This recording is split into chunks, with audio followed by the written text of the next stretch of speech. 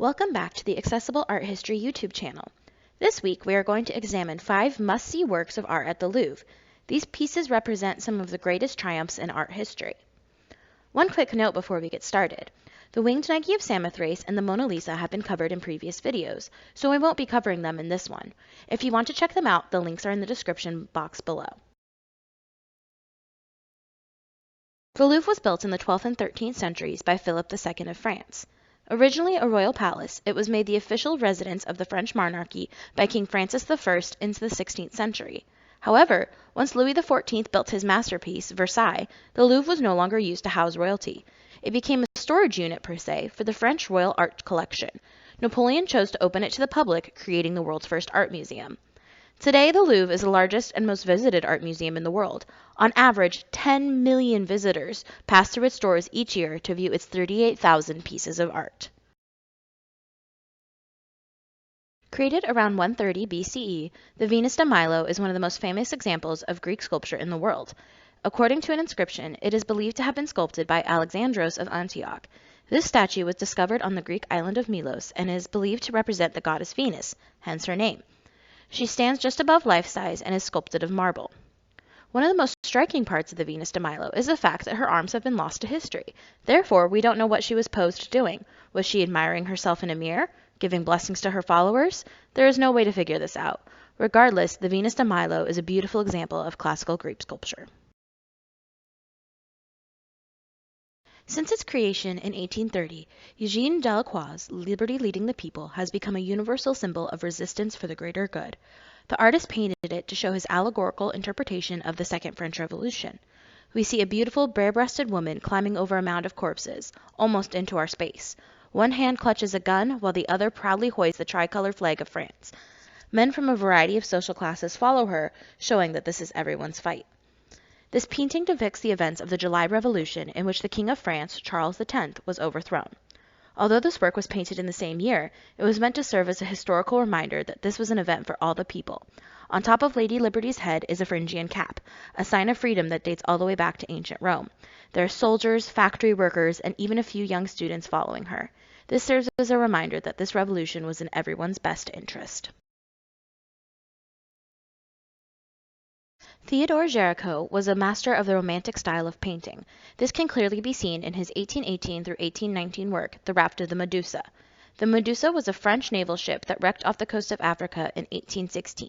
147 people were cast into the sea on rafts, and several of them died in the process. Others suffered from malnourishment and starvation, dehydration, and hallucinations. Some of the victims were even cannibalized. This event caused a huge scandal, and this painting reignited the controversy when it was displayed at the Paris Salon in 1819. Throughout the 18th and 19th century, paintings depicting historical events were extremely popular in Europe. Previously, these subjects would have been shown with a straight, clear delineation and almost stoic approach to the drama of the moment.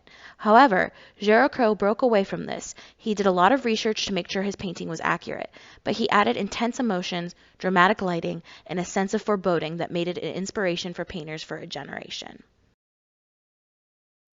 The Wedding at Cana is the largest painting at the Louvre, 22 feet by 37 feet. It was painted in 1563 by Paolo Veronese for a monastery in Venice. This late Renaissance, early Mannerist work features the story of Jesus' first miracle. He and his disciples were attending a wedding when the wine ran out. Jesus took some water and turned it into wine, keeping the party going. This painting is a remarkable work because it balances Renaissance compositional ideals with a Venetian color scheme. Jesus is at the center of the composition, and all the lines originate on him. He doesn't stand out from the crowd too much, though. The people all around him are all dressed in beautiful bright colors. The only indication of who he is comes from the halo behind his head. One of the most remarkable things about this work is the fact that Veronese took a biblical story and was able to recreate it into a contemporary scene. The building has a grand architecture of a Venetian palace, not a simple Judean homestead. The wedding guests are all dressed in 16th century Venetian finery. By moving the story into the contemporary world, Veronese was allowing the viewer to put themselves into Jesus' space and better understand the Bible. In 1804, Napoleon was crowned Emperor of France. To commemorate this historical moment, he commissioned a painting from the neoclassical master Jacques-Louis David.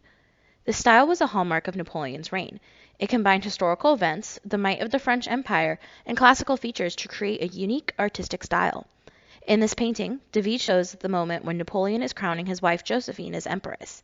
He's wearing the golden laurels, indicating that he had already been crowned as emperor. Even though the Pope is sitting there, Napoleon insisted on crowning himself. Neoclassical art favors a balanced composition, and this work is no exception. Napoleon is in the center, and every line leads to him. If you look closely at the spectators, they are all watching him, further drawing the viewer's eye in. Notice the care that David put into depicting figures as they would have appeared in real life. Historians have been able to identify many of them based on historical record and portraiture. The Louvre is an incredible institution and worth visiting if you have the chance. With its 38,000 works of art, viewers are able to see a timeline of human creation. These are only 5 pieces of the huge collection, but each represents a special moment in the history of art.